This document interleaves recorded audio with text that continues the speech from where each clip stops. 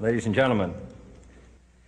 The very word secrecy is repugnant in a free and open society, and we are, as a people, inherently and historically opposed to secret societies, to secret oaths, and to secret proceedings.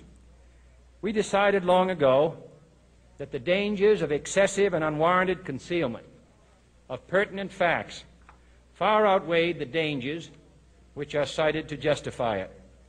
Even today, there is little value in opposing the threat of a closed society by imitating its arbitrary restrictions. Even today, there is little value in ensuring the survival of our nation if our traditions do not survive with it.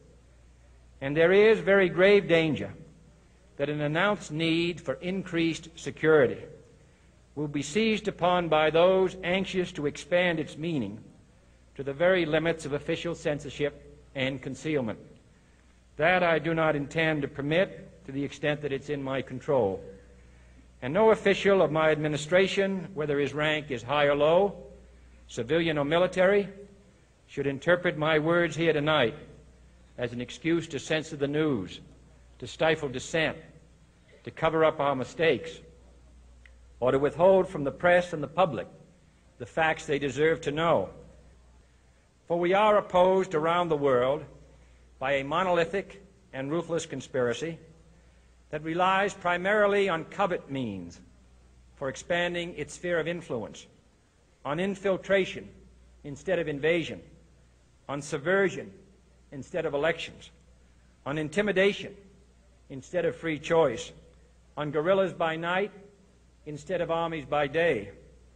It is a system which has conscripted vast human and material resources into the building of a tightly knit, highly efficient machine that combines military, diplomatic, intelligence, economic, scientific, and political operations. Its preparations are concealed, not published. Its mistakes are buried, not headlined. Its dissenters are silenced, not praised. No expenditure is questioned, no rumor is printed, no secret is revealed. No president should fear public scrutiny of his program, for from that scrutiny comes understanding, and from that understanding comes support or opposition, and both are necessary. I am not asking your newspapers to support an administration, but I am asking your help in the tremendous task of informing and alerting the American people. For I have complete confidence